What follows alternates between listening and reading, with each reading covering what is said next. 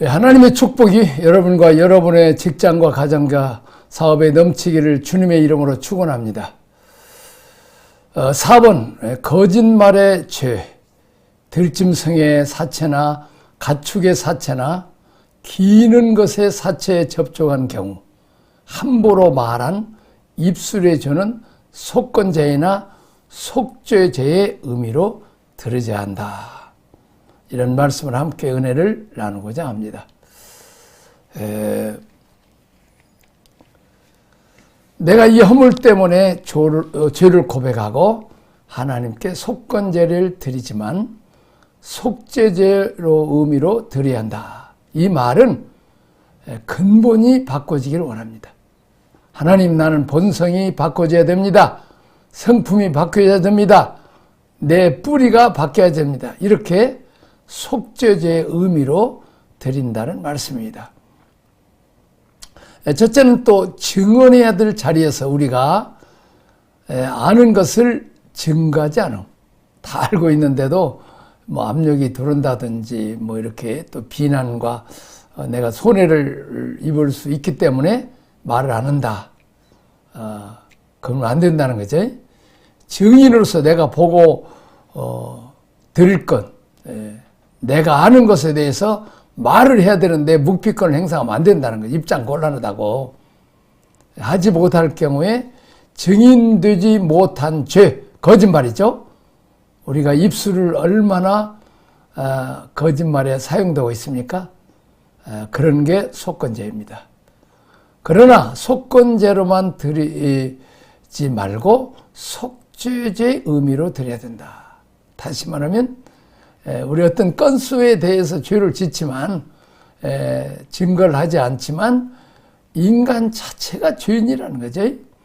이 인간이 바뀌어야 된다. 그것은 너는 근본을 바꿔야 된다 의미에서 우리가 속죄죄의 의미로 사용할 수 있다는 거죠. 두 번째는 동물의 사체를 만짐입니다. 욕심이 잉태한 즉 죄를 낳고 죄가 장성한 즉 사망을 낳느니라. 사람 욕심이 없는 사람 없죠. 욕심 없으면 아무 일도 않죠. 그러나 욕심을 잉태시킨다. 내 안에 욕심이란 마음이 착상되도록 붙잡고 있으면 착상이 되어버린다는 거죠.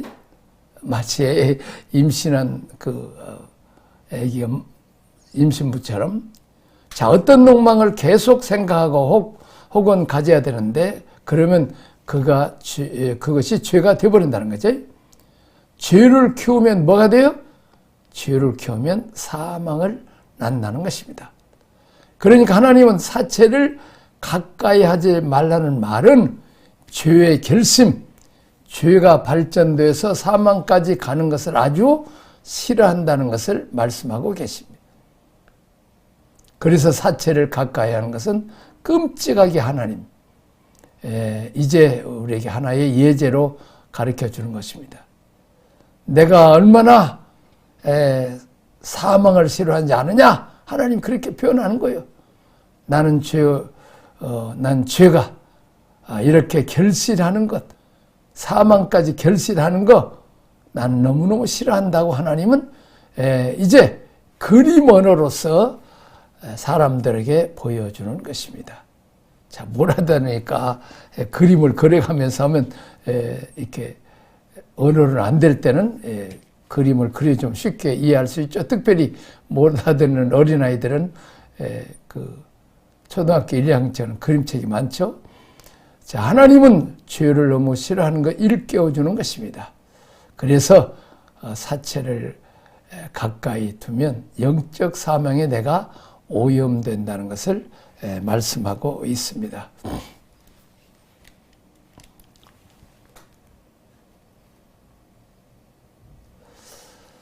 자, 그 다음에 세 번째, 사람의 부정을 만짐, 본성으로 행한 욕심, 또 타락한 욕망을 만지는 것을 말하고 있죠.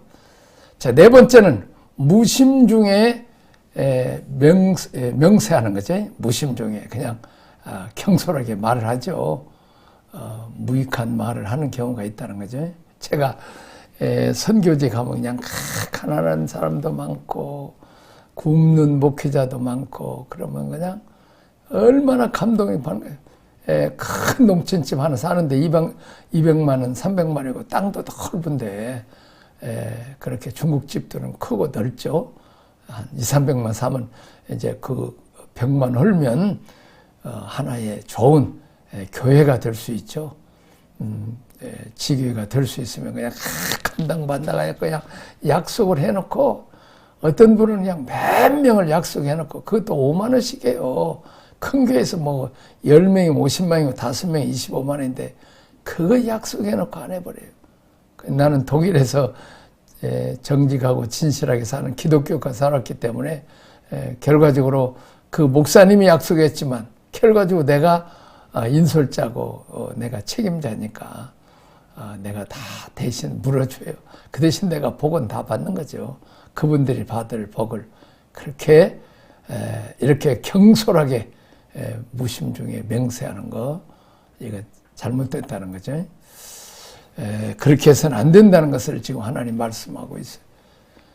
그리스도는 우리의 생명일 뿐 아니라 우리의 거룩을 위한 매일의 양식의 표준입니다. 자, 우리의 근본은 지옥에서 천당으로 우리가 마귀의 종에서 하나님의 자녀로 노예로 살다가 하나님의 후사로 되는 본질적인 것을만 말하는 게 아니라는 거죠. 우리의 매일 생활 가운데서 내가 그걸 먹음으로, 다시 말하면 예수님의 말씀, 예수님을 먹음으로 내가 거룩해질 수 있는 양식이라는 거죠. 그러기 위해서 우리가 부지런히 하나님 말씀을 읽고 배우고 이렇게 해야 되는 거죠. 그러면 우리가 바뀌어진다는 것입니다. 매일 모일 때다가 몇 가지씩만 깨달으면 우리가 얼마나 많이 깨닫겠습니까? 그렇게 해서 계속 말씀을 공급해. 우리가 먹으면 살이 찌죠. 힘이 나죠. 에너지가 생기죠. 마찬가지로 하나님 말씀.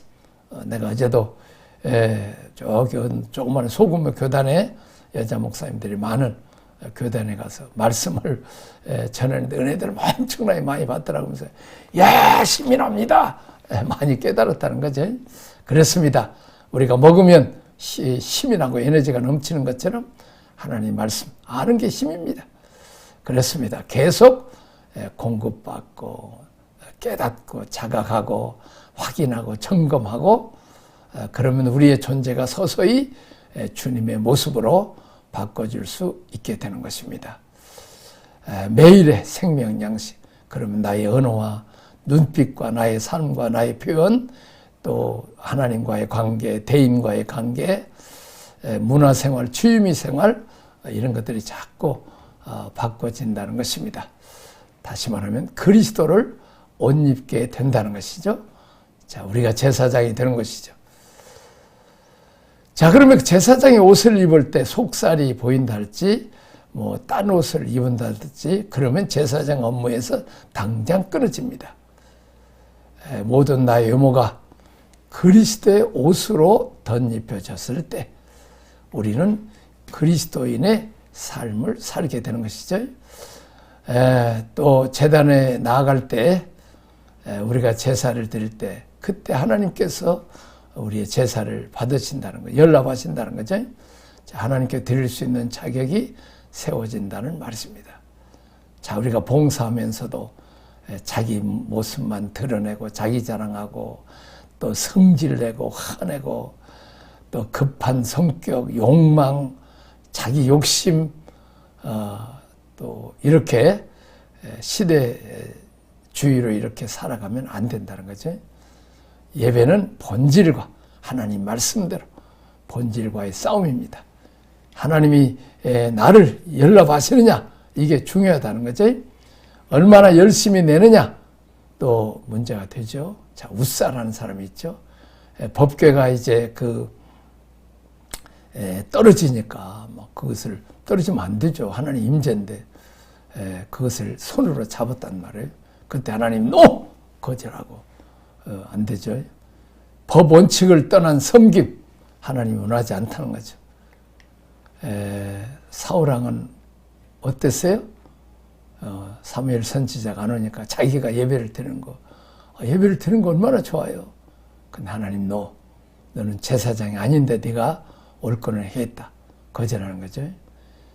자, 다윗이 법궤를 예루살렘으로 모시고 오실 때 천부장, 백부장, 군대 장관들 위풍당당하게 군인들 딱 정복을 입고 법궤를 모시고 오다가 사고가 났습니다. 하나님이 거절했어요.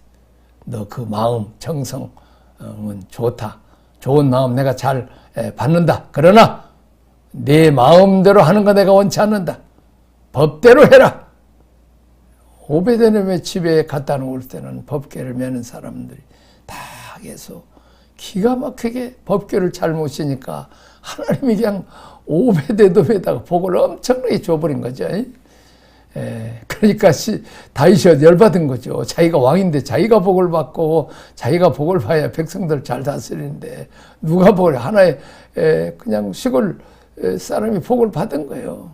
그래서 자꾸 이렇게 왜 그런 복을 받고 나는 거절됐을까? 머리를 쓰고 연구하고 문제가 뭐냐? 그렇죠. 우리가 어려움이 있고 문제가 생기면 자꾸 깨닫고 회개하고 또 바꾸고 생각하는 이 사고 전환해야지 고집하면 안 되는 거죠. 자, 법궤를 모시는 것은 짐승이 하는 게 아니고 군인이 하는 게 아니고 누가? 하나님이 택한 제사장들과 레위지파 족속이 해야 된다는 거 레위기에 얼마나 잘 거기하고 또 출애굽기에 잘 말하고 있어요. 군인이 되고 와버렸구나. 아이고 용맹스럽긴 하지만 내가 지금 그 하나님의 법도를 무시했구나. 하나님 법을 무시했다는 것은 하나님을 무시한 거지 않아요? 회개 기도하고 빨리 바꿉니다. 다음에는 제사장 모시고 가서 가자. 가져가서 이제 법궤를 잘 모시고 하나님 오케이. 그래서 합격한 거죠. 그렇습니다. 내 마음은 내가 받지만 나한테 맞춰라. 하나님이 원하는 것이 무엇인가 알고 하나님의 뜻대로 하라는 거죠.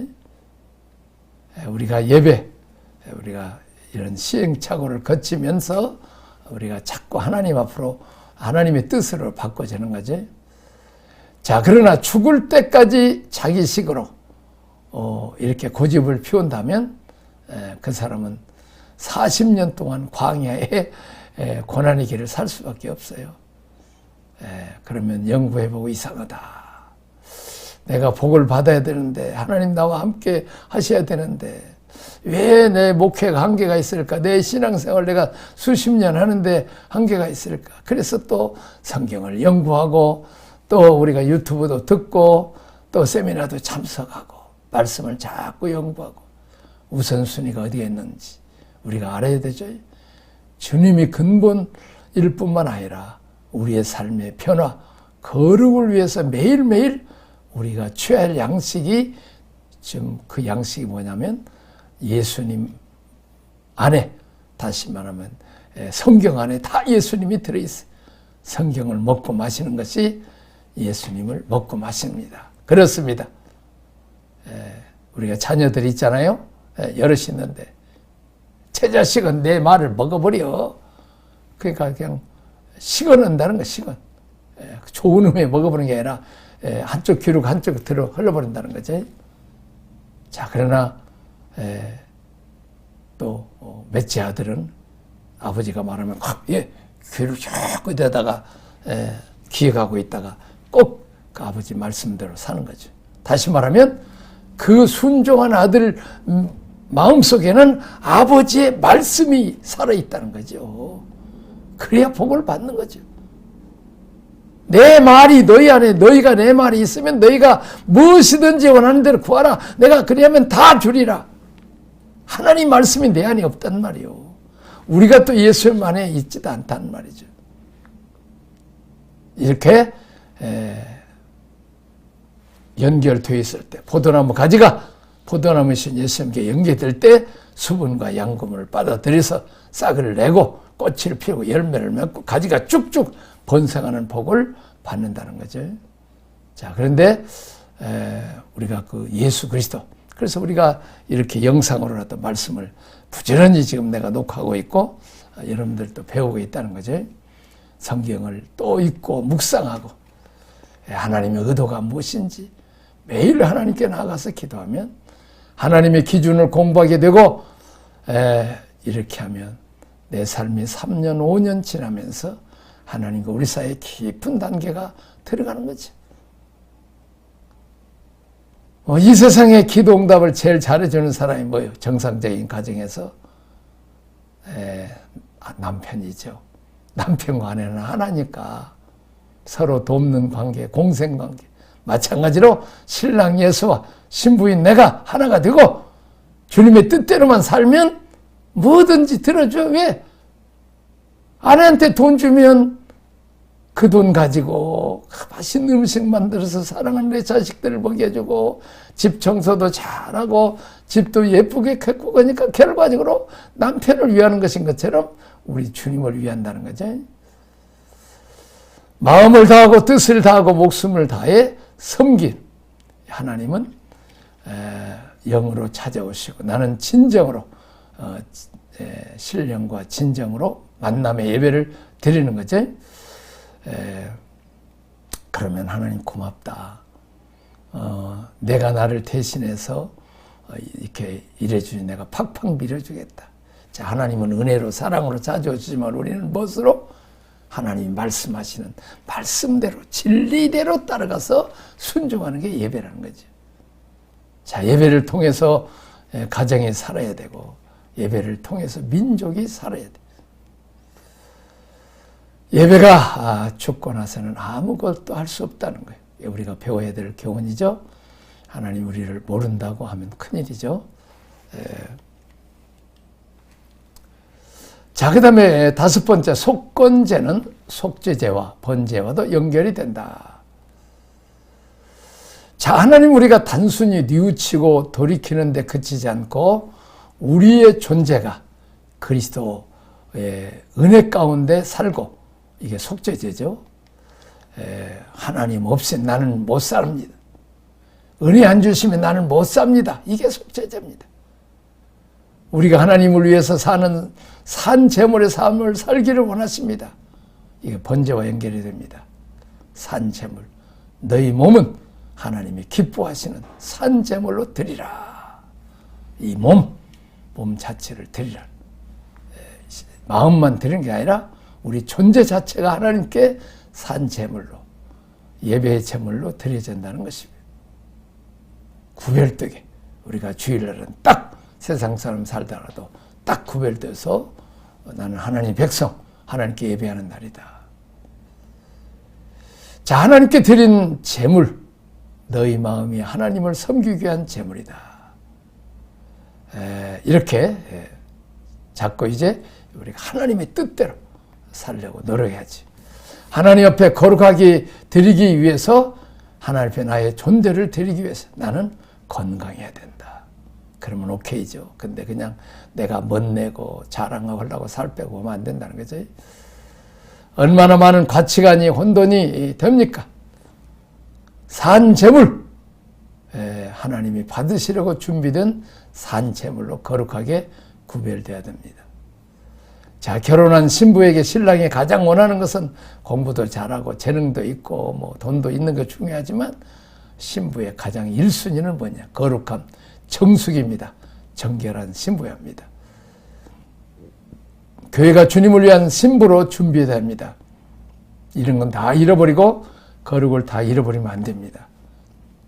하나님을 위해서 준비된 제물이기 때문에 전부 이제 타락하는 가치관을 버리고 이제 하나님 앞에만 하나님만 온전히 사랑하는 신부가 되라는 거죠. 신부의 아름다움 외모에 있지 않고 거룩함에 있습니다. 동의하시면 아멘 합시다. 거룩함, 성도들이 하나님 앞에 구별된 존재로 나가기 위해서 자기를 단정하게 해야 됩니다. 가야 될 때 안 갈 때 다 가버리고 또 뭐 그냥 음란하고 뭐 이런 것들을 다 보고 또 이게 다 오염돼 버리죠. 너희 몸이 거룩한 제물이다. 내가 너희 원하는 산 제사는 영적 신령한 제사다. 너희 몸을 구별해서 나를 위해서 살아야 된다. 너희는 생각을 바꾸라. 너희는 이 세대를 따라가지 말라. 이 세대를 본받지 말고 마음을 새롭게 함으로 변화를 받아 마음이 바꿔져야 되고 생각이 바꿔져야 됩니다. 하나님이 선하시고 기뻐하시고 온전한 뜻이 무엇인가를 분별하라. 세상의 가치관. 만일 이제 다이어트를 하는데 아이고 집사님 그냥 살 많이 빠졌네. 막 항울. 하여튼 그러면 뭐 그냥 자랑스럽죠. 근데 뭐예요? 그 얘기도 좋지만 정말 집사님 거룩해졌네. 말이나 행동이 옛날보다 굉장히 거룩해졌네. 하나님 많이 닮았다는 거죠. 우리가 지금 하나님의 뜻대로 살려가는 모습, 이것이 아름답죠. 하나님의 선하신 뜻을 찾는 것입니다. 하나님, 내가 지금 목회에 어려움을 당하는데 하나님 뜻이 어디 있습니까? 내가 신앙생활하고 사업도 하는데 지금 어렵습니다. 하나님 뜻이 어디 있습니까? 그래서 우리가 감동되면 내 생각을 바꿔야 되죠.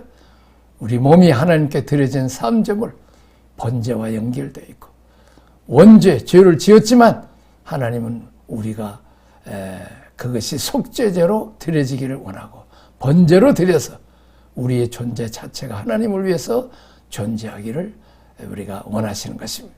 그게 바로 여호수아, 갈렙 두 사람이죠. 나는 지금도 영적 흐름은 여전하다고 생각해. 결과적으로 이렇게 거룩하게 산다는 사람이 많지 않다. 하나님의 뜻을 따라서 하나님 원칙에 따라 사는 사람이 많지 않다는 것을 말하고 있어요. 그것이 성경을 보여줘요. 야망을 위해 사는 사람은 많지. 하나님 위해 사는 사람은 아주 적다는 거죠. 자기 성을 쌓는 사람은 많지만 하나님의 나라 건설을 위해서 희생하는 사람은 적다는 거죠. 자기 이름을 드러내기는 좋아하면서도 하나님의 이름, 영광을 드러내는 것은 좋지 않다는 거죠. 어떤 목사님한테 목사님 500만 원만 주세요. 내가 사진 크게 내서 광고해서 목사님 좀 유명하게 만들어줄게요. 그래서 그 목사님 거절했다는 거죠. 법을 모르면 이런 성경의 기준을 모르고 그러면 우리가 잘못돼. 세례요한처럼 나는 쇠야 될 사람이고 그는 흥해야 될 사람. 예수님을 흥하고 예수님의 교회와 예수님 나라를 흥하고 나는 쇠야 돼. 세례요한이 희생함으로 자기 목이 배임을 가늠으로 자기가 죽어야 이제 후계자가 아니라 후에 오시는 메시아이신 예수님의 영광 가리지 않도록 비켜주는 거죠. 그렇게 해서 그래서 연인한 자 중에 가장 큰 자라고 하는 그런 축복을 받게 되는 것입니다.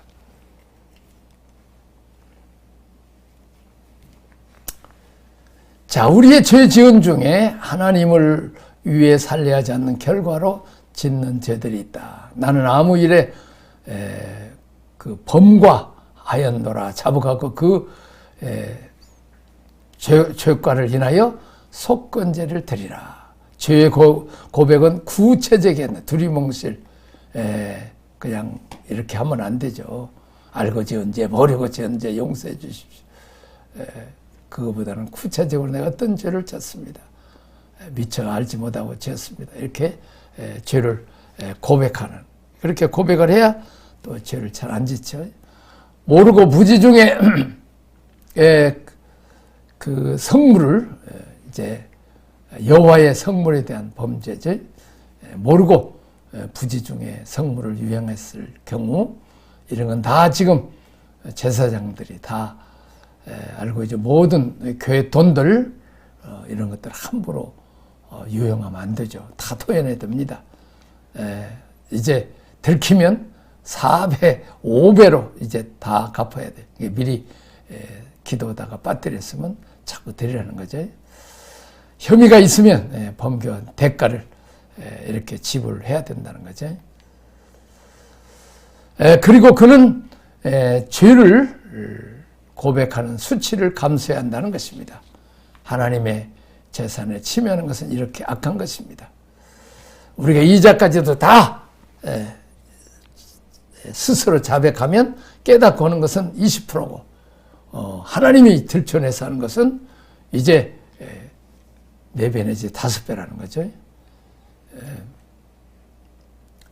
자, 이 목회자가 이렇게 저지르기 쉬운 저는 성물에 침해를 주는 거죠. 교회 돈 가져다가 선교라는 미명만에 강강의를 한다든지 또 뭐 이렇게 그렇게만 안 된다는 거죠.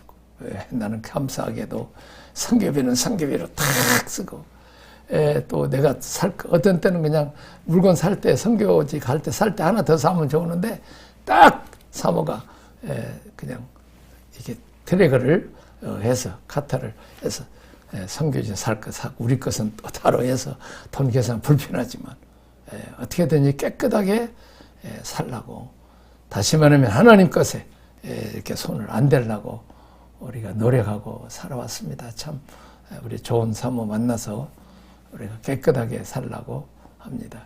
자, 손님이 왔다고 해서 그냥 마음 그대로 교회에 돈 써버리면 안 되죠.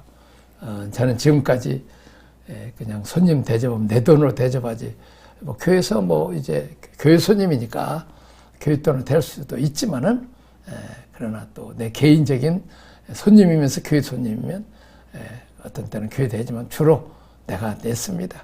결과적으로 내가 복을 받게 되는 거죠.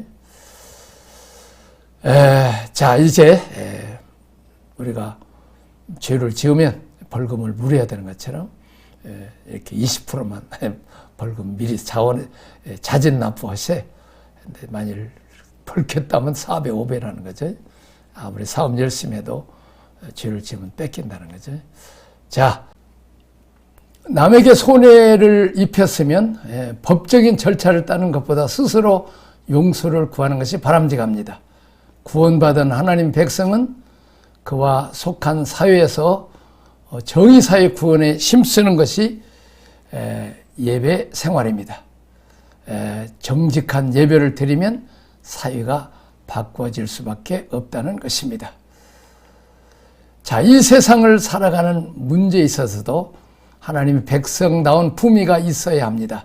믿음 따로 생활 따로가 아닌 교리와 윤리가 연결되어야 한다는 사실은 구약시대부터 지금 이미 존재했던 신앙의 덕목입니다. 예배를 드리느냐 말하느냐 문제가 아니라 구원받은 사람답게 살아가는 모습이 범사에 나타나야 합니다. 이게 흩어진 예배라고 그러죠. 모이는 예배, 우리가 모여서 예배 드리는 거. 자, 흩어진 예배는 삶의 현장에 가서 예배 정신을 가지고 사는 것입니다. 이렇게 말 한마디 잘못하면 내가 20%를 더해서 손해배상 물어야 되겠다. 내가 남에게 침해를 주면 내가 20% 더해줘야 되겠다. 이 원칙으로 살면 절대 실수하지 않는다는 것입니다. 자, 그리스도인들은 다만 성부를 범하는 죄에 대한 속건제를 드림에 끝나는 것이 아닙니다. 안 됩니다. 허물 없음에 머무르는 것이 아니라 의의 열매가 가득해야 합니다. 요한일서 3장 10절에 형제를 사랑하지 않으면 하나님께 속한 자가 아니며 빌립보서 1장 11절 참 그리스도라면 예수 그리스도로 말미암아 의의 열매가 가득하여 하나님의 영광과 찬송이 되게 하여야 합니다. 자, 이것이 5분의 1을 더하는 것의 의미입니다. 하나님의 백성이라 하면서 이분만 위하고 여전히 불의와 함께 하는 것은 옳지 못합니다. 특이한 것은 사람이 하나님께 범죄하며 먼저 제사하고 다음에 배상하는 것인데 반하여 사람끼리 범죄로 이웃에게 벌어졌을 때는 먼저 배상하고 다음이 하나님께 드리는 제사였던 것을 유의해야 됩니다. 여기까지 하겠습니다. 하나님 아버지 감사합니다. 내가 거룩하니 너희도 거룩하라. 신랑 예수께 이제 우리가 신부로서 거룩한 삶을 살게 하시고 우리가 예배만 열심히 드리고 또 삶은 엉터리로 살지 않게 하시고 예배 정서로 모이는 예배 흩어져서도 예배 정신으로 살게 하시고 말이나 행동이 잘못하면 내가 20%를 손해배상죄 이런 마음으로 살게 하여 주옵소서. 속죄인 자의 정신을 알게 하옵소서. 예수님 이름으로 기도합나이다. 아멘.